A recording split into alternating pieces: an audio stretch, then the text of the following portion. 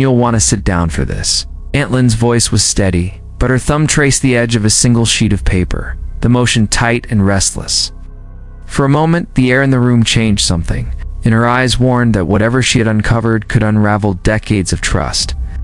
This one discovery would shatter everything Jennifer believed about her own bloodline. What began as idle talk about family history had quietly shifted. According to these records, Aunt Lynn continued, "Some of us aren't who we think we are." The words lingered, heavier than the laughter and small talk that filled the reunion, hinting at a truth that waited just beneath the surface, ready to break the fragile calm. For Jennifer, the reunion's surface calm felt more fragile than ever. Family members moved through their routines, serving food, sharing stories, exchanging practiced smiles. The backyard was filled with the scent of barbecue and the hum of conversation. But underneath, every gesture seemed rehearsed. Subscribe now and turn on notifications to never miss a story.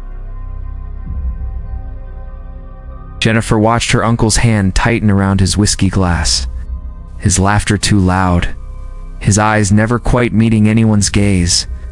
Mark, her cousin, fell silent as she approached, his face closing off. He mumbled an excuse and disappeared, the bathroom door snapping shut behind him. Jennifer's mother beckoned her to join a circle of aunts. All bracelets and bright chatter, their voices layered with concern disguised as humor. "You look thin, Gritton," Carol remarked, tugging at Jennifer's sleeve. The laughter that followed was brittle, and Jennifer caught the way her mother's smile faltered. Aunt Lynn's earlier words echoed in Jennifer's mind. She remembered glimpsing Lynn in the study, hunched over what looked like an old birth registry, her lips pressed in a thin line as she scanned the faded ink. The folder disappeared as soon as Jennifer entered, silent reminder of how their family handled uncomfortable truths by hiding them, polishing their history until only the acceptable parts remained. Jennifer's gaze drifted to Daniel by the sliding door. He stood apart, arms folded, his eyes darting toward the adults before settling on the floor. The others dismissed him as sulky, but Jennifer recognized the way he braced himself, as if waiting for something to snap.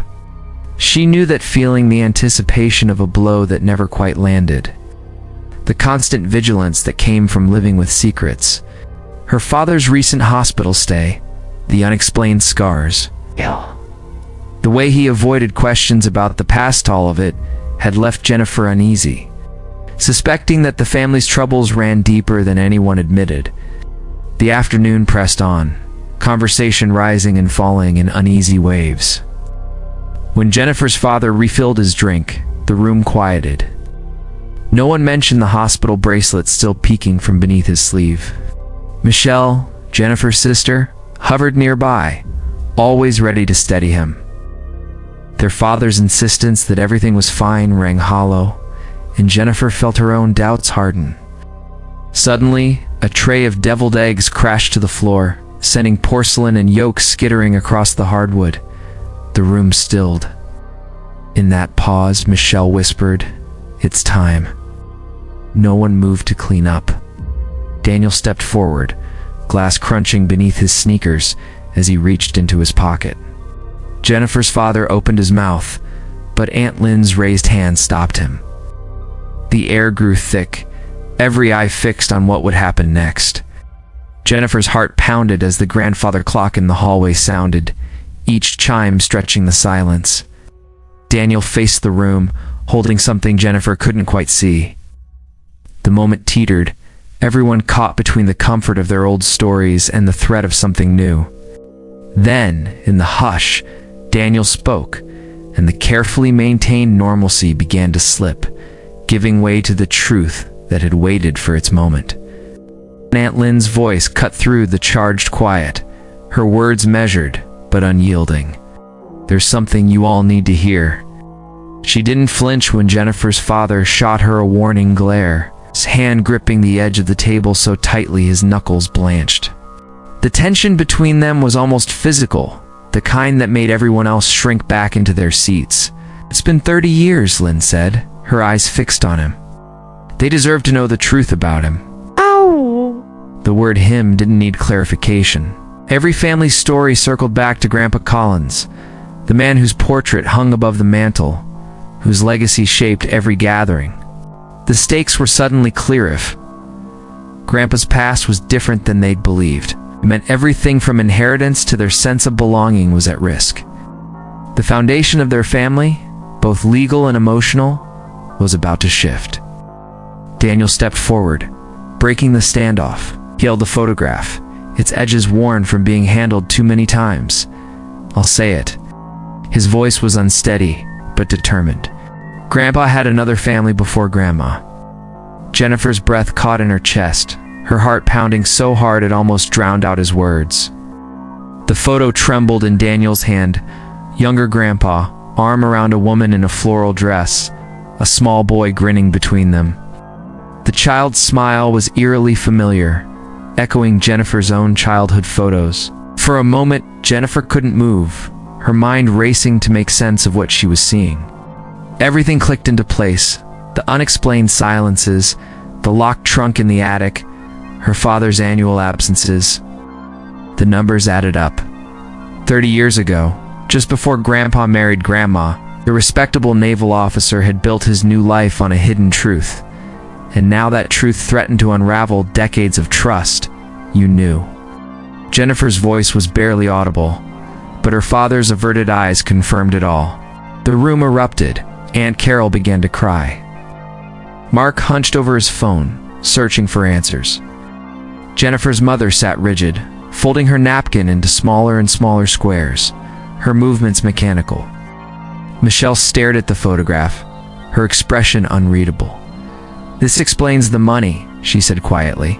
Michelle looked at their father. "Checks you sent to New Jersey. They weren't for charity, were they?" Didn't answer. The implications settled over them. This wasn't just an old affair. There was another family, living and breathing, with claims and questions of their own. A glass shattered on the floor, the sharp sound making Jennifer jump. She barely registered that it was hers, lemonade pooling around her shoes. The reality of it pressed in. Another grandmother, unknown uncles or aunts, cousins she'd never met. Their family story had changed in an instant. The clock in the hallway counted out the seconds. Daniel's mouth was set, determined. Jennifer realized he'd tracked down the people in the photograph. The boy would be grown now, living his own life, unaware that his world was about to shift as well. The weight of the confession hung in the air, sharp and unyielding. No one seemed to know what to say next. The silence pressed in, broken only by the distant sound of a door opening, as if the house itself was bracing for what would follow. Jennifer pressed her forehead to the cool glass, watching the last streaks of daylight fade. Inside, the air felt heavier, as if everyone was learning how to breathe again. At the table, Michelle's hand trembled around her wine glass. "Those college payments," she said, voice flat. "Dad always said they were loans from Grandpa's Navy pension." Her laugh was short, sharp. "Guess we know where that money really came from now." The words hung between them, exposing the cracks that had always run beneath their family's surface. Aunt Carol sat with her hands folded tightly in her lap, eyes red but dry now. She kept twisting her wedding ring, gaze fixed on the tablecloth. The silence between her and Jennifer's mother was thick, neither seeming to know what to say. Daniel shifted beside Jennifer, shoulders hunched, picking at a loose thread on his cuff. "Aunt Lynn found the birth certificate in March," he said quietly. "We thought it might be a mistake. But then we found the bank records." His voice faded, and Jennifer realized how young he looked in that moment. Jennifer's mind churned. 45 years of family rituals, holidays, birthdays, every story they'd ever told suddenly felt unstable, as if they belonged to someone else. She glanced at her own hand, searching for something familiar, and tried to picture the faces of the cousins she'd never met. Were they out there, living ordinary lives, never suspecting that their history was about to be rewritten? Michelle stood abruptly, her chair scraping against the floor. She left without a word, shoulders rigid, and disappeared down the hallway. The room felt emptier with her gone. Aunt Carol's breathing was the only sound, slow and uneven. Daniel turned to Jennifer, voice barely above a whisper. "What do we do now?" The question lingered between them. Jennifer thought of the other family in Trenton, 2 sons and a daughter. The revelation had forced open a door that couldn't be closed. She knew the next steps wouldn't be simple, but she and Daniel would have to decide how to reach out, what to say, and how to piece together the truth from the fragments left behind. Jennifer stepped outside, drawn to the quiet. The porch swing moved in the breeze, its creak steady and familiar. She looked up, searching the darkening sky for answers. Could her cousins be living just hours away, unsuspecting that their life was about to collide with hers?